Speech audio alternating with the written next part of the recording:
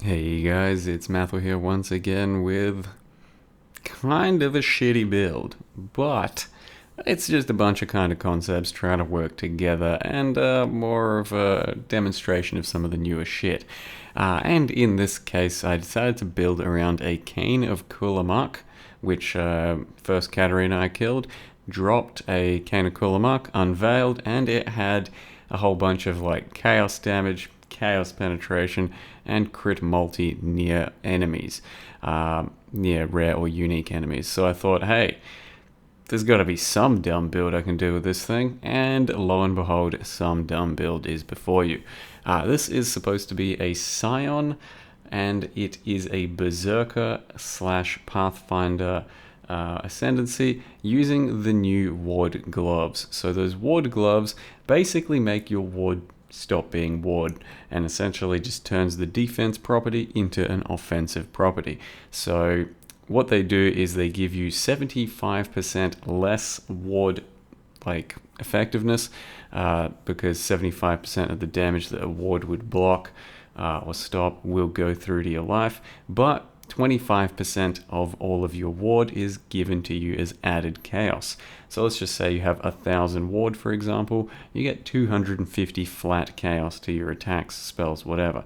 And that's pretty good.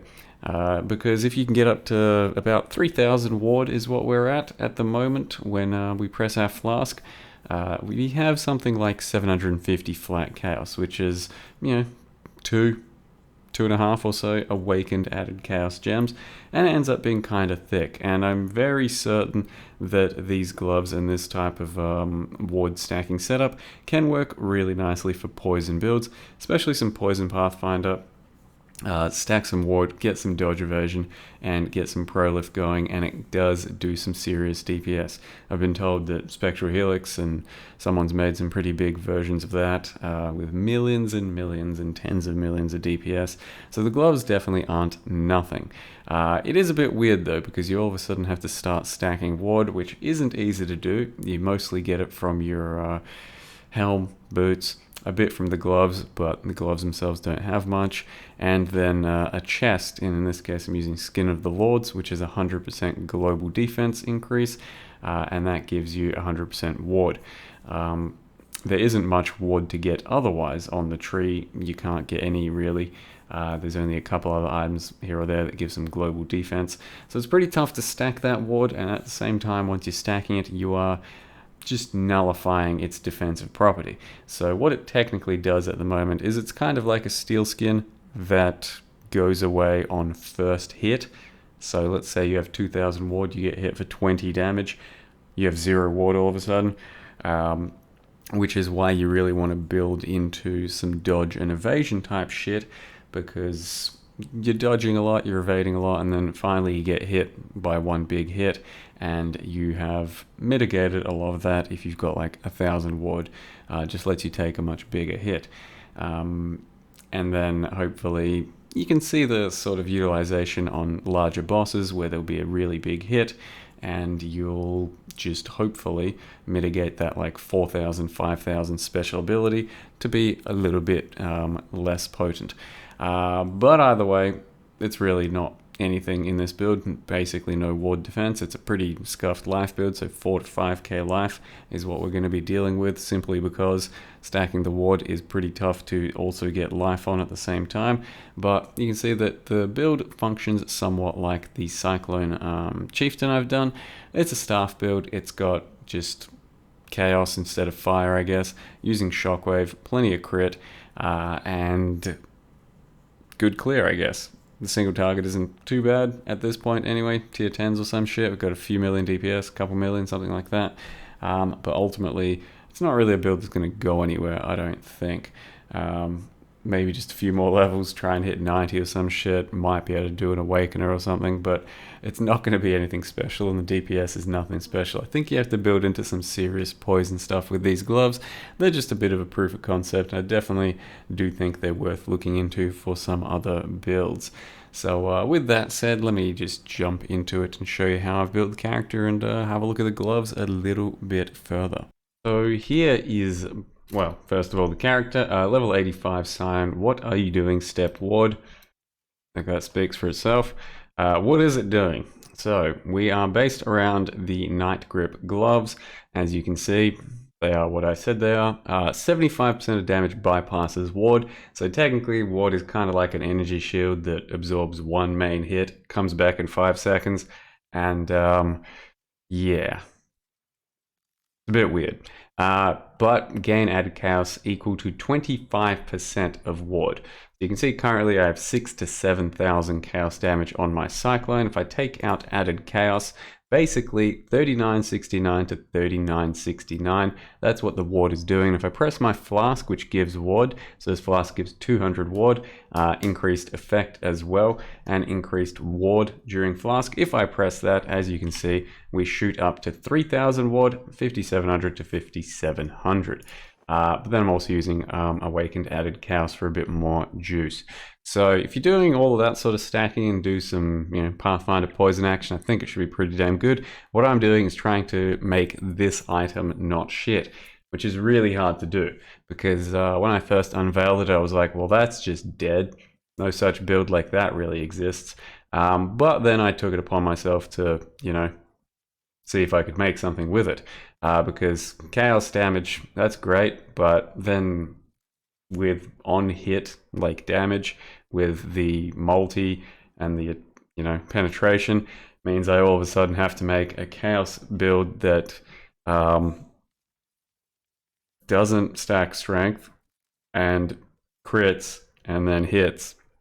It just doesn't exist. So that's what we're trying to do, and yeah, like I said, trying to make it kind of like a Cyclone Chieftain version. So we got Cyclone attached to Shockwave, Pulverize, Crit Strikes, Void Manipulation, and Awaken Added Chaos. And I'm using a Skin of the Lords with Wind Dancer on it. 100% increased global defenses, so that applies to the ward because it's a global defense. So as you can see, 2100 ward at the moment goes down to 1100. So our main sources of ward are from a hat. They're really easy to roll, like 500 plus. Just grab a Runic Crown, high eye level, and then Dense Fossils, Harvest, Defenses, whatever. I rolled maybe like 5 or 6 Runic Crowns that hit 500 plus ES. About as much as you can get is about 600, so it's not going to get much better. Then we got some Runic Sabatons. These seem to be pretty easy to roll as well, but I just bought a pair because didn't feel like rolling anymore. And all you needed was just a couple of ward prefixes and then craft your own movement speed on top of that. So 300 ward there, 500 ward there, teensy bit of ward over here, and that's basically all I can do, and then just scale things otherwise. So I've also got some increased global defenses on a talisman, so I just bought this talisman for I think 20C. Once again, talismans, still many out there that you might want or need for your own purposes.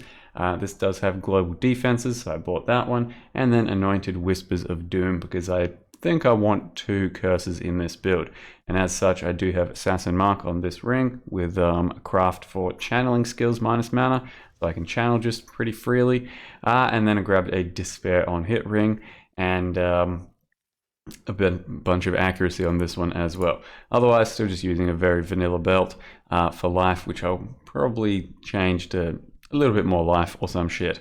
Because it's really tough to get life in the build, as you can tell, since you can't get life on boots, can't get life on your hat, won't be getting life there unless you use a breach chest. So you can turn in 60 breach rings into a new breach chest, but those are really just huge RNG and a pain in the ass to craft, because basically the mods that it gives you for special mods is all that you get. You can't then keep re-rolling that base, not like an influence base. It's just, a one-off type thing. You can meta-craft it and stuff, but you can't like use it as a base and reroll it. But it can also give global defenses. So ideally, look, we could hit like 5k life or some shit, a bit higher, but wouldn't really be worth it unless I was doing a pure poison build and it had promise. But this thing's going to cap out at like 2 million DPS and just decent mapping and good explosions and feels good for that. So with that said, I do get explosions from Unspeakable Gifts. Now that's coming from the large chaos clusters. So Unspeakable Gifts, 10% chance to explode. Got 2 of those, so we've got 20% chance to explode things. And for that, it feels pretty good. I do have just crit jewels, otherwise precise, quick getaway, pressure points, and same thing over there. And otherwise, it's a pretty generic stuff crit passive tree, also taking corruption and utilizing these chaos pen nodes for like first time. So yeah, we're running Berserker for a bit of rage, bit of more damage, leech, that sort of stuff. And I'll probably get a Chain Hook Hydrosphere weapon swap at some point, just to start bosses out with rage. And then a Pathfinder, just so I can maintain flasks better, bit more movement speed. Especially because I wanted to maintain this flask, at least just a bit easier on boss fights, since it's pretty big for our ward sustain as well. An extra, basically 50% total ward. So that's the build, that's basically it. Also got my Leap Slam attached to a bunch of stuff for a 6-link because it can clear by itself. Can just, one-tap packs pretty nicely. And that is Leap Slam, Life Tap, Shockwave, Crit Strikes, Faster Attacks, and Fortify. Then I've got Dash, Precision, War Chief, Faster Casting, Multi-Totems, Wither, and Spell Totem. I can still get a Vile War Chief up during the Wither Totems, so that's why I'm doing that. Skitter Bolts with Bone Shell and Blood and Sand. And lastly, I will mention that the Yeaaaaa supporter packs, what I'm wearing, the weapon effect does have a pretty cool interaction with just a few staves out there. It shoots out like a little lightning beam. It doesn't work on that many staves, so if I just, go to that, it's still doing it. If I go to that, it is basically capped somewhere. For example, this completely capped at the end. So yeah, with a few weapon effects, a few stabs, it does shoot out a cool lightning thing and just make it look like you got a bigger lightning rod. And we could all use some of that. So that's it.